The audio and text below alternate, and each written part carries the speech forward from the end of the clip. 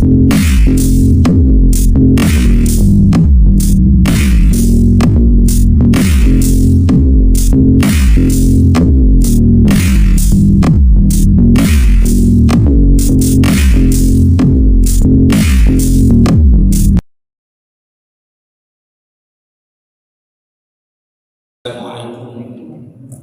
warahmatullahi wabarakatuh.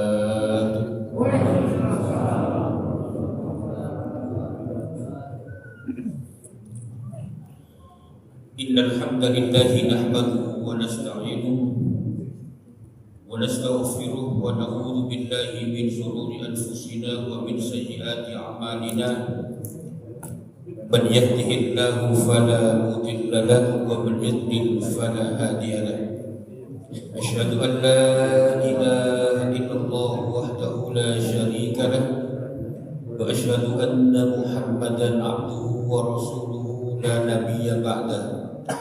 Amma ba'du, yang saya hormati dan insyaallah dimuliakan Allah Subhanahu wa taala, ibu bapak sekalian, semoga kita semuanya sehat walafiat, mendapatkan rahmat dan barokah dari Allah Subhanahu wa taala. Dan ketika wafat, semoga Allah mewafatkan kita dalam husnul khatimah insyaallah.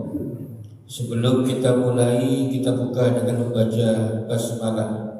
Bismillahirrahmanirrahim. Bapak Ibu sekalian, ketika kita belum mampu beribadah haji, langkah yang paling baik adalah yaitu punya niat, punya azam, tekad yang kuat bahwa kita nawaitu untuk melaksanakan ibadah haji, dengan tanpa melihat kondisi kita hari ini. Misalnya kita tidak punya penghasilan yang dianggap lebih, karena ibadah haji itu sesuatu yang terkadang rahasia. Ada orang sudah bayar 400 juta sampai di Jeddah dipulangkan lagi ke Indonesia. Tapi ada hamba Allah yang kelihatan rumahnya masih ngontrak, kemudian pendapatannya juga pas untuk makan dan sekolah anaknya saja, tapi dengan izin Allah bisa berangkat dengan jalan yang lain. Seperti saya punya santri, ya bapaknya security di sebuah komplek, cuman Allah memampukan dia dengan cara yang lain. Di saat ada perhelatan suatu acara, tiba-tiba ada tokoh masyarakat memberikan pertanyaan kepada yang hadir begitu. Waktu itu dihadiri oleh kurang lebih 6.000 santri di Pemkot Kota Bekasi. Terus ternyata ada kuis yang tidak disangka-sangka. Ya secara rundown acaranya nggak ada. Tiba-tiba sang pemberi sambutan ini, siapa di antara anak santri yang hafal ini? Terus saya suruh santri ini maju aja, nekat. Jawab salah sudah nggak apa-apa. Akhirnya maju santri putri asal Kelurahan Jaga Setia, Kecamatan Bekasi Selatan, namanya Siti Nabilah. Santri yang bapaknya asal NTB, ibunya asli Cikunir itu. Maju dengan percaya diri, saya dorong maju. Hafal surah Asy-Syams. Padahal santri ini memang sudah hafal 30 juz. Perempuan ini anak SMK kelas 3. Kok pertanyaannya dilalar kok gampang banget. Akhirnya dia baca, A'udzu billahi minasy syaithanir rajim. Bismillahirrahmanirrahim. Wasyamsi wadduhaha wal qamari idza talaha wan nahari idza jallaha. Sampai selesai, sang pejabat bilang kepada imam masjid Nurul Islam Center, Ustaz terus betul gak? Betul. Ya, haji beneran. Nah, sudah berangkat. Nah, ini, gitu loh Pak. Ya lihat bapaknya kan security, ibunya ibu rumah tangga biasa, tapi Allah memampukan dia. Akhirnya, dah ayahmu, ibumu berangkat ibadah haji. Padahal cuma wasyamsi wadduhaha gitu. Kenapa gak Ustaz Faiz aja gitu kan? Itu imamnya. Nah itu anak citra. Dan jadi makanya niatkan bahwa kita hari ini berniat berazam untuk melaksanakan rukun Islam yang kelima. Gitu. Ya sama dengan saya juga gak pernah punya niat ya, seperti itu. Maksudnya bukan punya niat, gak punya harta yang sebanyak itu, tapi bisa sampai berkali-kali. Ya Allah ngasih mampu saya dari jalan yang lain gitu. Nah seumpama hari ini kondisi kita belum mampu secara ekonomi, maka ada amalia yang jika kita kerjakan mendapatkan pahala ibadah haji. Maksudnya Abdullah Taufik Nabi menyebut seperti itu, betapa mulianya orang yang mengamalkan ini. Dan saya yakin kita semua bisa. Dan saya juga yakin di antara 7 ini sudah Bapak Ibu kerjakan. Hanya mungkin dalilnya belum diketahui secara pasti gitu aja. Tapi sudah punya ilmu, mendengar atau mencatat atau membuka WA gitu. Cuman sebelum saya berangkat kemarin itu hadis-hadisnya saya sebagai dosen ilmu hadis tentu akan berbeda dengan penceramah lain, karena saya konsentrasi studi hadis dan syariah. Tentu hadisnya ini benar atau tidak, adanya di mana, dalam kitab apa, sahih atau tidak gitu. Itu aja bedanya. Yang pertama, dan Bapak Ibu sudah melakukan apa itu? Sholat 5 waktu berjamaah di masjid, ya kan? Udah kan? Sudah. Ini sholat 5 waktu berjamaah di masjid. Bapak Ibu sudah melakukan ini. Hadis misalnya riwayat Al-Tabrani, nama kitabnya Al-Mu'jamul Kabir, nomor hadis 127. Yang kedua, kitab hadis namanya Al-Jami'us Shaghir, nomor hadis 11.052. Kualitasnya hasan, baik.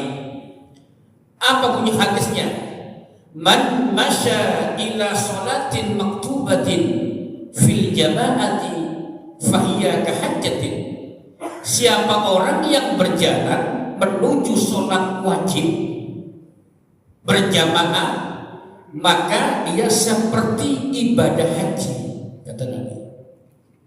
Wa man masya ila sholatin tatawu'in, tapi siapa orang yang pergi ke masjid untuk sholat sunnah, misalnya sholat sunnah tahiyatul masjid, begitu, atau pas ke masjid tadi masuk maghrib, sebelum maghrib misal tahiyatul masjid dapat satu.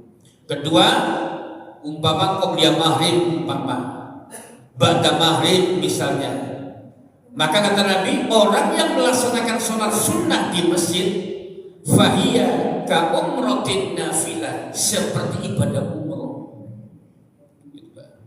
Ini memotivasi saya dan kita semua agar masuk masjid jangan pergi terus. Tahu-tahu udah komat, Allahu Akbar, ya belum tahiyatul masjid kan? Sampai jawab WA, istrinya pesan, Pak, tolong habis sholat langsung pulang ya, kita makan bareng. Jawab gitu. Imam sudah Allahu Akbar, hilang dua salat sunnah misalnya tahiyatul masjid tidak, qobliyah juga tidak umpama hilang. Saya atau kita sholat sunnah yang lain, masuk masjid ngapain? Cuma baca Quran. Jangan, saya ada tahiyatul masjid.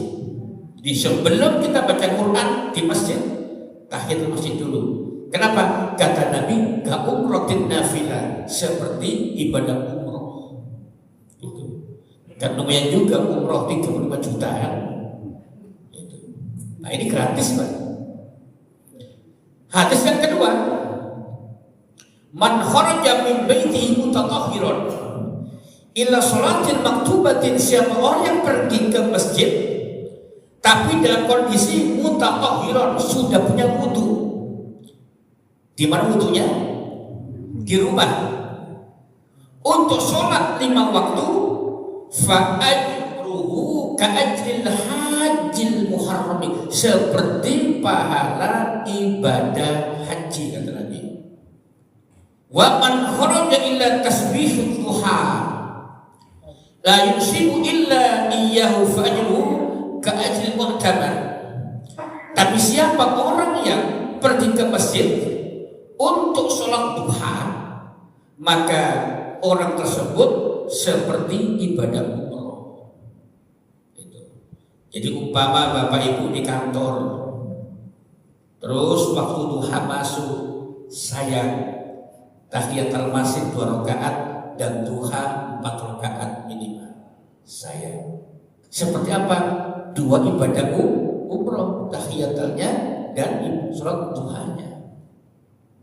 Kadang-kadang tetangga bisa mampir ke masjid untuk apa? Untuk sekedar buang air kecil, lewat. Saya masuk toilet, selesai berwudu, lantas masuk sejenak masjid, tahiyatan masjid, terus pulang. Lah kan gak sampai berjam-jam kan Pak? Gak sampai 4 jam. Tahiyatul masjid cuma 2 rakaat kok. Saya. Nah ini yang pertama. Jadi mari kita perbanyak pahala ibadah haji dengan berangkat berjalan ke masjid untuk sholat 5 waktu. Yang kedua, bukan hanya 5 waktu. Misalnya sholat sunnah tahiyatul masjid. Kedua, dan ini pun Bapak kerjakan insya Allah. Tapi saya hanya 1 ahad. Itu pun kalau ngaji.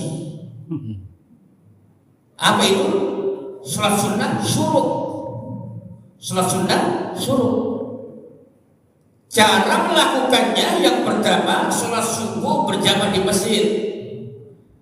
Kedua, berdiam untuk berzikir, melakukan kegiatan yang bermanfaat seperti muhasabah, baca Al-Quran. Kemudian yang ketiga, ketika matahari sedikit tombak 15 menit setelah matahari terbit, melakukan sholat sunnah 2 rakaat, yaitu isyraq atau syuruk atau duha di awal waktu. Nah yang ini memang biasanya Sabtu Ahad. Kenapa ada kajian? Sekarang nggak perlu repot-repot lihat jam. Nah itu ada bunyi tit syuruk ya kan? Gampang. Nah apa kata Nabi? Man shalla salatas subhi fi masjidi jama'atin. Siapa orang yang sholat subuh di masjid berjamaah, yasbutu fi hatta yusalli subhatat duha.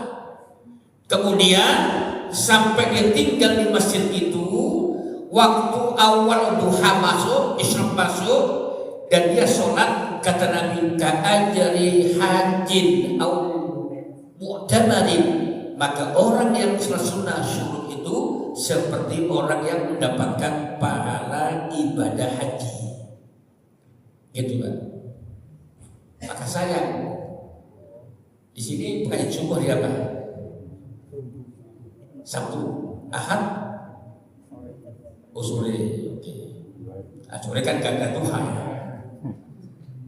Nah, terus yang ketiga, menghadiri majelis ilmu di masjid. Ini di masjid, bukan di rumah, bukan di kantor, bukan tidak boleh di rumah. Bagus di rumah ada pengajian, bagus di kantor ada pengajian. Hanya kebetulan Nabi menyebutkan, yaitu man ghada ilal masjidi, siapa yang berangkat ke masjid, la yuridu illa an yata'allama khairan, dan dia hanya ingin belajar kebaikan, ilmu tentang agama, tentang tauhid, tentang fikih, tentang akhlak, atau yu'allimahu, ia datang ke masjid untuk mengajar. Nah, ini bapak sudah, saya sudah. Maka kata Nabi, kana lahu ka'ajri hajjin tammat hajjatuhu. Maka orang yang datang ke masjid untuk belajar ilmu di dalam masjid ini, atau orang yang mengajarkannya, pahalanya seperti pahala ibadah haji yang sempurna, kahajri hajjin tammat hajjatuhu. Hadis Al-Tabrani nomor hadis 94. Dalam kitab At-Targhib nomor 86. Hadis ini hasan sahih. Artinya hadis hasan meningkat menjadi sahih karena banyak faktor pendukung. Nah, ini termasuk Bapak Ibu sudah melakukan. Alhamdulillah. La haula wala quwwata illa billah. Kenapa? Karena banyak orang yang hanya sepele misalnya. Apa sepelenya Pak Taufik? Malas. Kedua, apa Pak Taufik? Sedikit capek. Habis sholat pulang. Tidak berdosa, tidak, tapi sayang. Pahala ibadah haji yang sempurna ia tinggalkan sia-sia. Gitu. Di samping tentu dengan belajar agama itu kita mendapatkan tambahan ilmu sehingga kualitas ibadah kita meningkat. Kemudian yang keempat, membaca tasbih, tahmid, takbir setelah sholat. Jadi subhanallah, subhanallah, subhanallah, ya kan? Alhamdulillah, alhamdulillah, alhamdulillah. Allahu akbar, Allahu akbar, Allahu akbar. Sampai 33 kali. Illa man amila mislahu tusabbihuna wa tahmiduna atau wa tahmaduna wa tukabbiruna khalfa kulli sholatin 33. Selepas sholatnya ia membaca tasbih 33 kali, membaca alhamdulillah 33 kali, membaca Allahu akbar 33 kali. Maka kata Rasulullah sallallahu alaihi wasallam, ka'ajri hajin, orang seperti itu juga mendapatkan pahala seperti pahala ibadah haji. Nanti saya tambahi jika ada waktu. Ada waktu, cara dan ragam membaca tasbih, tahmid, takbir. Kan ada orang Pak habis sholat, assalamualaikum warahmatullah, assalamualaikum warahmatullah. Karena mungkin kurang ilmu, dia diam aja, ngeliatin pengumuman, ngeliatin tanggal, ngeliatin Mekah, itu aja.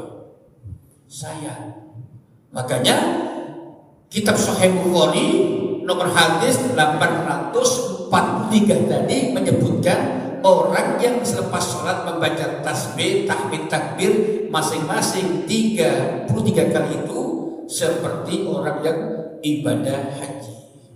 Nah, ini ilmu Pak. Contoh begini, Ada imam, ini untuk imam, bukan untuk jamaah. Ketika imam itu sudah salam begini, Assalamualaikum warahmatullah, Assalamualaikum warahmatullah. Kapan dia menghadap jamaah dan bagaimana cara menghadapnya, itu ada ilmunya. Kebetulan tadi subuh saya isi kajian rutin di Masjid Baitur Rahman Kemang Pratama 3, dan memang kebagian seperti Al-Ansor, bagian akad kelima, diminta keempat kedua saya gak bisa, jadwal saya maju mundur gak bisa. Jadi umpama akad subuh pertama pasti di Grand Wisata Tambun, sudah berjalan 18 tahun. Terus kedua di Adzikro Villa Galaxy sudah berjalan 27 tahun. Gak diganti, gak berani ganti, usah bina yayasan. Ketiga di Masjid Pondok Timur Mas Al Ihsan, itu dari 2008. Berapa tahun? 2008 ke 2012, 17, lumayan juga ya. Ahad keempat subuh pasti di Auri, ahad kelima pasti di Kemang Pratama, gak ada. Ahad keenam sih gak ada. Makanya termasuk BSK kebagian yang ke ahad kelima ba'da maghrib, karena saya tidak mau terima ceramah Senin sampai Jumat. Senin Jumat full saya di pondok pesantren dan di kampus. Malam pun begitu. Senin sampai Kamis saya nggak terima kajian, saya di kampus dan di pesantren. Titik. Saya hanya keluar di masyarakat itu Sabtu Ahad atau Jumat Ahad, Jumat Sabtu Ahad saja. Nah, imam tidak ujung-ujung menghadap jamaah. Itu kalau kita perhatikan ilmunya, bagaimana satu menghadapnya itu Nabi sering begini, kiblat. Jadi posisinya kiblat begini. Terus, nah ini. Makanya banyak sahabat pengen yang di arah sana supaya bisa melihat wajah Rasulullah. Satu. Kedua, sering juga menghadap begini, langsung berhadapan. Atau kadang ke kiri, tapi jarang. Jadi Nabi kadang ke kanan, kadang ke depan, dan juga kadang ke kiri, begini. Nah, tapi antara menghadap kiri dan kanan, banyakkan kanan, gitu. Terus kapan mulai menghadap? Maka dalam kitab-kitab hadis menghadapnya itu setelah membaca Allahumma ajirni minan nar, Allahumma ajirni minan nar, Allahumma ajirni minan nar, Allahumma antas salam wa minkas salam wa ilaika ya'udus salam fa hayyina rabbana bis salam wa adkhilna al jannata darus salam tabarakta rabbana wa ta'alaita ya dzal jalali wal, baru kata begini, ikram baru menghadap. Dan jauh-jauh begini, Assalamualaikum warahmatullah, Assalamualaikum warahmatullah. Enggak. Itu jika imamnya ngerti ilmu. Nah, kebetulan tadi di Masjid Kemang Pratama saya perhatikan imamnya. Oh, betul. Kebetulan dia mahasiswa saya di Pasar Sarjana. Kalau salah, tak cubit nanti. Oh, mahasiswa S2 kok, dosen, itu masalah. Jadi S1, S2-nya murid saya di kampus, ambil jurusan sastra Arab. Nah, itu Pak.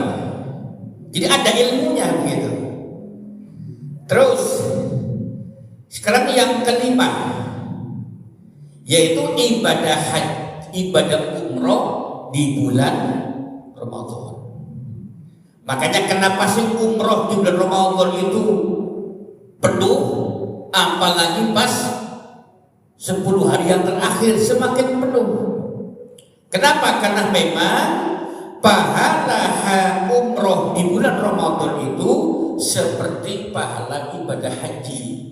Nabi menyatakan fa'idza kana Ramadan i'tamara fihi fa inna umrata fi Ramadan hajjatun. Bahwa Nabi berumroh di bulan Ramadan karena sungguh umroh di bulan Ramadan itu seperti ibadah haji. Sahih Bukhari nomor hadis 1782. Sahih Muslim 1256. Sahih. Jika ada orang bilang ibadah umroh seperti ibadah haji, iya betul. Nah itu yang keberapa? Yang kelima. Yang keenam sekarang, berbakti kepada orang tua. Wa qadha rabbuka alla ta'budu illa iyyahu wa bil walidayni ihsana. Kita lihat Al-Isra ayat 22, 23, 24. Bagaimana kita harus berbakti kepada orang tua. Fala taqul lahumā uffin wa la tanharhumā. Jangan pernah berkata ah mama, ah bapak, kolot. Jangan. Ah bapak, mama, cerewet, gitu. Nah ini kita yang masih punya orang tua, mari berbakti mumpung beliau masih hidup. Maka sangat-sangat beruntung orang tua masih hidup dan kita mampu berbakti kepada kedua orang tua kita. Kalau orang tua kita sudah wafat, berarti kesempatan untuk berbakti lebih maksimal itu sudah tidak ada. Lebih maksimal maksud saya. Tapi tetap berbaktinya seorang anak ketika orang tua sudah wafat apa? Sering mendoakannya, Rabbighfirli wa li walidayya warhamhuma kama rabbayani shaghira. Sering mendoakan beliau. Maka mudah-mudahan kita termasuk orang yang berbakti kepada orang tua. Nah, hadisnya banyak sekali.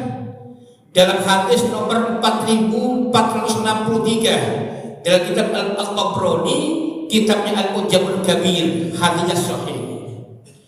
Kemudian berbakti sama orang tua di samping mendoakannya, yang kedua yaitu memenuhi janji orang tua setelah meninggal dunia. Misal orang tua kita pernah bilang pada DKM Masjid Al-Ansor, Bapak DKM, insya Allah nanti jika ada kelapangan rezeki, saya akan menyumbang pengecatan sebuah masjid saya yang akan ngecat. Ternyata habis ngomong wafat Pak. Dan pengurus DKM-nya menyampaikan ke ahli warisnya, Bu, mohon izin, mohon maaf, ini waktu kami selepas sholat subuh bersama almarhum, beliau pernah ngomong jika ada keluangan rezeki, beliau berjanji akan mengecat masjid. Kemudian anaknya mendengar, maka jika betul rezekinya ada, lakukan. Jadi melaksanakan janji orang tua yang telah wafat yang belum tersampaikan itu bagian dari bakti kepada orang tua.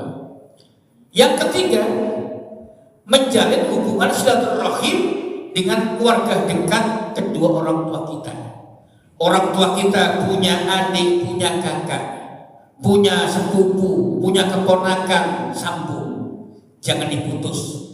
Nah ini Pak, kadang-kadang kita ini mentang-mentang orang tua sudah wafat di kampung, tinggal sepupu, putus, jarang pulang kampung. Alasannya orang tua sudah tidak ada Pak Taufik.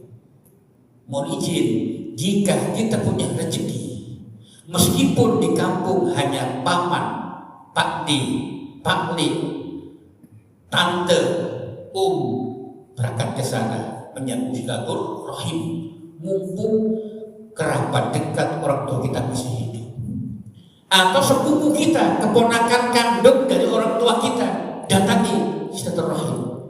Nah, ini bagian dari bakti kepada orang tua, sehingga pulang kampungnya itu punya nilai ibadah.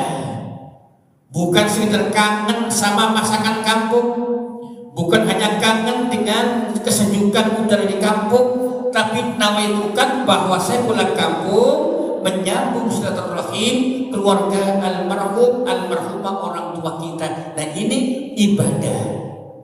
Jadi silaturahimnya ibadah, menyambungnya itu ibadah. Nah, sehingga mendoakan orang tua, memenuhi janjinya, menjalin silaturahim. Yang keempat, memuliakan teman dekat orang tua kita. Umpama ayah kita punya teman dekat CS banget, ngopi bareng, bahkan sering sarapan bareng, olahraga bareng, terus ke masjid bareng, ngaji bareng misalnya. Maka ketika orang tua kita wafat, muliakan sahabat orang tua kita semampu kita. Mampunya Pak Taufik misalkan seminggu sekali ngobrol, oh apa kabar, oh apa kata kita, oh baik.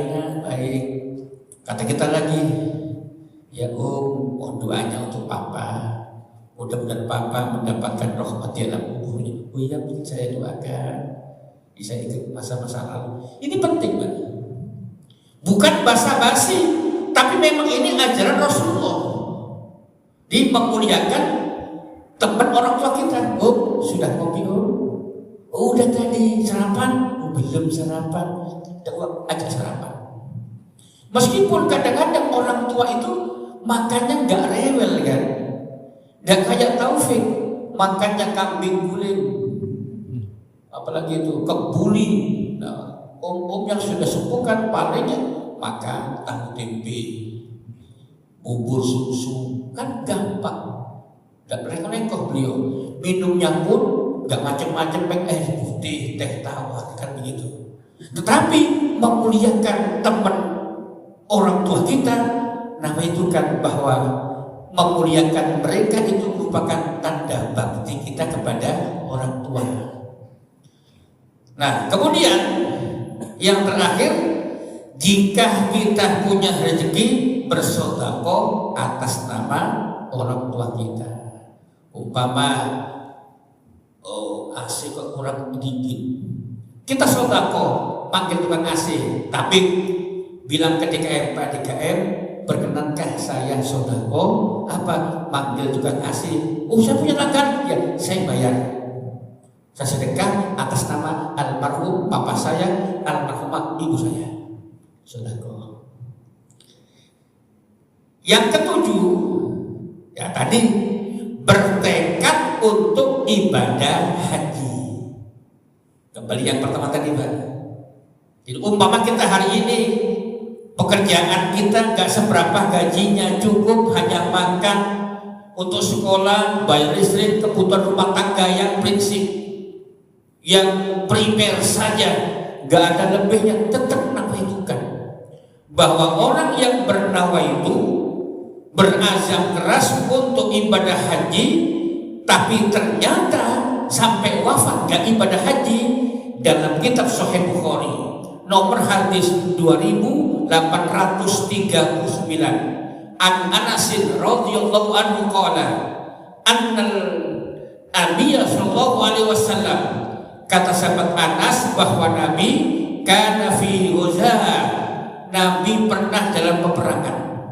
Faqala anna aqwaman bil madinati khalafana, bahwa ada penduduk kota Madinah yang ditinggalkan, tidak ikut perang. Kemudian kata Nabi, namun mereka bersama kita ketika melewati suatu lereng dan lembah, dan mereka itu terhalang udzur karena sakit. Lantas Nabi menyatakan, idza maridul abdu aw safara kutiba lahu mithla ma kana ya'mal muqiman sahihan. Jika orang, kata Nabi, dia berkesempatan berjihad, ada waktu berjihad, pas berangkat sakit, kata Nabi, atau pergi karena keperluan yang sangat penting, maka kata Nabi, orang itu dihukumi niatnya yang awal. Apa niatnya yang awal? Ikut berjihad, maka dia mendapatkan pahala perang karena niatnya tadi. Maka kenapa sih dalam kitab Riyadhus Shalihin hadis pertama innamal a'malu binniyat, hadis Sahih Bukhari hadis pertama innamal a'malu binniyat, karena pentingnya dan urgensinya niat itu. Contoh begini, Bapak Ibu begini bilang, ya Allah, nanti malam insya Allah saya tahajud seperti biasa ya Allah, bangunkan saya nanti jam 3 ya Allah. Udah lama itu, sejak Bapak Ibu niat itu, catatan pahala niat setiap nafas kita sampai dari jam 23, 20, 30, 00 sampai bangun, pahala niat itu dicatat oleh Allah, mengalir pahala niat yang baik. Dan ternyata pas waktunya bangun betul. Apalagi itu, di pahala niat itu sudah dicatat detik demi detik sampai kita bangun. Di sebelum melaksanakan yang kita niatkan, Allah mencatat pahala niat itu. Ternyata bangun-bangun, Allahu Akbar, Allahu Akbar, subuh ya Allah. Kita gelisah, jangan. Allah yang menyenyakkan kita, Allah yang mematikan kita, menghidupkan saat azan tiba. Allah tidak menyanyiakan nawaitu kita. Nah, itulah ketujuh amalan yang berpahala seperti ibadah haji. Yang pertama, sholat 5 waktu berjamaah di masjid. Kedua, melakukan sholat sunnah syuruk. Yang ketiga, menghadiri majelis ilmu di masjid. Keempat, membaca tasbih, tahmid, takbir selepas sholat 5 waktu. Gampang, Pak. Kemudian yang kelima, umroh di bulan Ramadan. Nah, ini bagi orang yang punya kelapangan rezeki dan waktu. Keenam, berbakti kepada orang tua. Ketujuh, berhaji pada bulan Ramadan. Masih ada waktu, saya tambah. Misal kita baca tasbih, subhanallah, subhanallah, subhanallah. Hitungan kita sampai segini, teman kita sudah pindah. Gak cocok ini, gak ngaji sih. Jangan berburu sangka. Kenapa? Siapa tahu teman kita ilmunya lebih dulu tahu ketimbang kita. Karena banyak ragam cara yang Nabi ajarkan membaca tasbih, tahmid, takbir selepas sholat.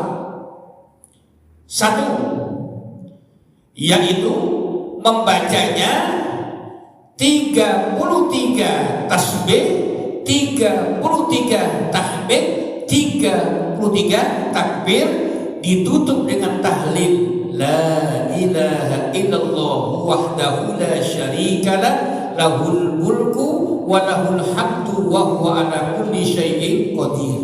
Jadi 100. Subhanallah 33, alhamdulillah 33, Allahu akbar 33, ditutup dengan takbir tahlil la ilaha illallah wahdahu la syarikalah lahul mulku wa lahul hamdu wa huwa ala kulli syai'in qadir. 100. Ini cara yang pertama. Cara yang kedua, Nah, cara yang pertama ini dulu, apa dalilnya Pak Taufik? Dalilnya dalam kitab hadis Sahih Muslim nomor 597, Sahih Muslim, HR Muslim nomor 597. Yang kedua, nah ini yang insya Allah Bapak Ibu jarang yang tahu. Yang kedua, tasbihnya 33 kali, alhamdulillahnya 33 kali, tetapi takbirnya 34 kali. Berapa? 100. Itu Pak. Jadi tasbihnya subhanallah 33, alhamdulillah 33, Allahu Akbarnya 34. Cara ini disebutkan oleh Nabi dan terekam dalam kitab Sahih Muslim nomor hadis 596. Cara ketiga ini juga saya yakin Bapak Ibu belum pernah mengamalkan. Apa itu? Sekaligus 33 kali membaca subhanallah walhamdulillah wallahu akbar. Subhanallah walhamdulillah wa la ilaha illallah Allahu akbar, atau subhanallah walhamdulillah Allahu akbar, langsung 33 kali. Nah, cara yang ini dijelaskan Nabi, terdapat dalam kitab Sahih Bukhari nomor hadis 843 HR Bukhari, HR Muslim 596. Nanti jika berkenan saya share ilmunya. Saya nggak baca hadisnya kan Isa mau masuk. Yang keempat, ini cara yang minimalis. Apa Pak Taufik? Yaitu masing-masing 10. Subhanallah, subhanallah, subhanallah, subhanallah, subhanallah, subhanallah, subhanallah, subhanallah, subhanallah, subhanallah, alhamdulillah. 10. Masing-masing 10, 10, 10. Nah, cara ini terdapat dalam kitab Sahih Bukhari nomor hadis 6329. Cara kelima, ini agak ngebut. Cara kelima, masing-masing 11. Tasbihnya 11, tahmidnya 11, Allahu Akbar 11. Hadisnya dalam kitab Sahih Muslim nomor hadis 595. Pasti ada. Karena saya cek sebelum berangkat tadi. Cara keenam, membaca langsung subhanallah walhamdulillah Allahu Akbar 25 kali. Cara keenam. Kemudian cara yang 6 ini yang sering kita kerjakan, cara yang pertama. Tapi seumpama Bapak Ibu maaf, pas di bandara panggilan pakai bahasa Arab ya, panggilan bahasa Arab di Jeddah, penumpang nomor bla bla bla bla dimohon segera menuju kita takbir 33 kali. Akhirnya terlambat, kita jangan, ya pakai yang minimalis saja dah, 10. Tapi kalau pas ada waktu 33 ditutup dengan la ilaha illallah wahdahu la syarikalah lahul mulku wa lahul hamdu wa huwa ala kulli syai'in qadir, atau la ilaha illallah wahdahu la syarikalah lahul mulku wa lahul hamdu yuhyi wa yumiitu wa huwa ala kulli syai'in qadir. Itu saja, mudah-mudahan bermanfaat untuk saya pribadi dan kita semua bersemangat mengamalkan 7 hal tadi, insya Allah. Ringan tetapi banyak mendapatkan pahala ibadah haji dan ibadah umroh, insya Allah. Mudah-mudahan Bapak Ibu sekalian sehat walafiat, panjang umur dalam beribadah kepada Allah. Allah jadikan keluarga kita keluarga yang sakinah, mawaddah dan rahmah, berbahagia, selamat dunia akhirat. Allah jadikan putra-putri kita anak menantu kita, cucu kita orang yang soleh-solihah, dan mudah-mudahan kelak berjumpa dengan kita semuanya di surganya Allah Subhanahu wa taala. Nahtatim bil hamdalah. Alhamdulillahi rabbil alamin. Subhanakallahumma wa bihamdika asyhadu an la ilaha illa anta astaghfiruka wa atubu ilaik. Kurang lebihnya mohon maaf. Assalamualaikum warahmatullahi wabarakatuh.